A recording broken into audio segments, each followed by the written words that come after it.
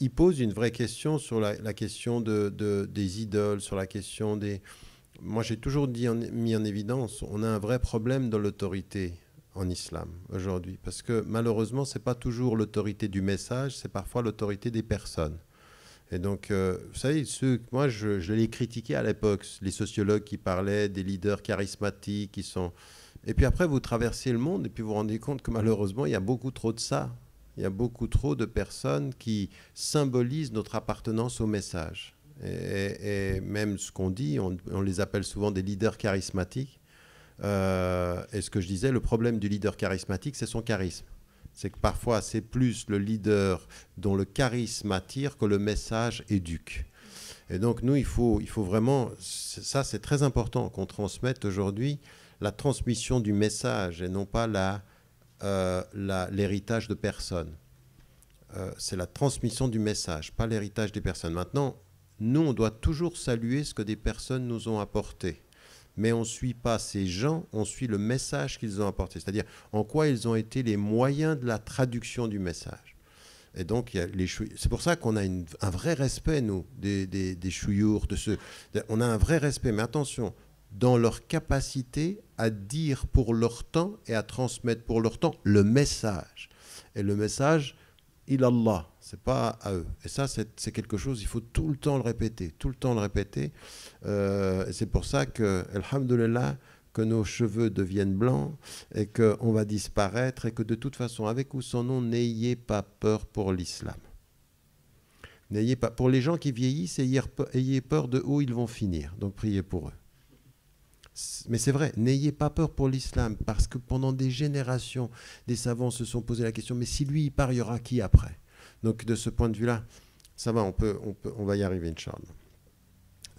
Je gère plus ou moins, quoi. Donc c'est pour ça que dans le conseil que j'aurais à donner à la jeune génération, à ceux qui arrivent maintenant, c'est wa'tasimu bihablillah. Et là, ce que les savants disaient, ici c'est le Coran, c'est-à-dire le message. Il faut se tenir au message. Vous ne suivez pas une personne, vous ne suivez pas une école. Avant tout, c'est le message. Le message est au-delà des organisations et des appartenances. Le message. Et le message, c'est quoi? La ilaha illallah dans ton cœur, dans ta vie et dans la finalité. Ça, c'est très important. Pourquoi? Parce que Shaitan, quand il vient entre nous et le message, il nous dévie du message et il nous fait penser que notre organisation est la plus importante, que nos structures vont suffire. Tout ça, c'est rien si la lumière du message n'est pas dans ce bâtiment, c'est de la pierre. Oui? C'est de la pierre. Mais quand on rentre dans on dit Bismillah ar-Rahman ar-Rahim, Salamu alaykum, et on salue les habitants de l'espace qui nous rappellent le créateur de tous les espaces, alors c'est ça. Ça, c'est mon conseil. Et moi, j'ai trop vu de gens, même dans ma vie, je le disais hier, j'ai vu des gens, parce qu'ils s'étaient attachés à des structures ou à des personnes, qui ont complètement viré. Mais parce qu'on s'aperçoit qu'en fait, ils n'étaient pas attachés au message. L'unité, c'est le message. Ce n'est pas la structure. Le travail interassociatif, c'est uniquement pour mettre au centre de nos associations le message. Et le message, c'est le fondement du tawhid, c'est-à-dire la ilaha illallah. C'est ça, la dimension de la spiritualité. Puis il ne faut pas commencer à me faire un discours sur la spiritualité qui serait à côté de la vie. Non. Toute organisation qui a ça au centre, elle est dans la spiritualité. Parce que la spiritualité, elle est profonde dans la méditation, elle est active dans l'action, elle est intelligente dans la compréhension, elle est contribuante sur le plan social. C'est ça la spiritualité.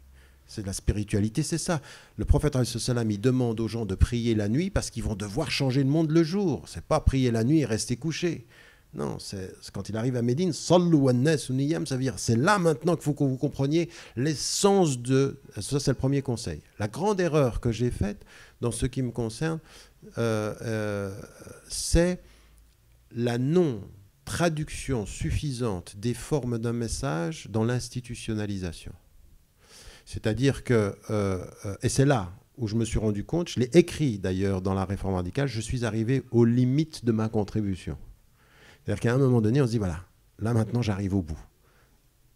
Les cheveux sont blancs et l'esprit peine à retrouver Et donc, c'est simplement essayer de poser les bonnes questions pour que, Inch'Allah, dans le futur, peut-être qu'on trouve... Mais essayez, au bout de course, de poser les bonnes questions.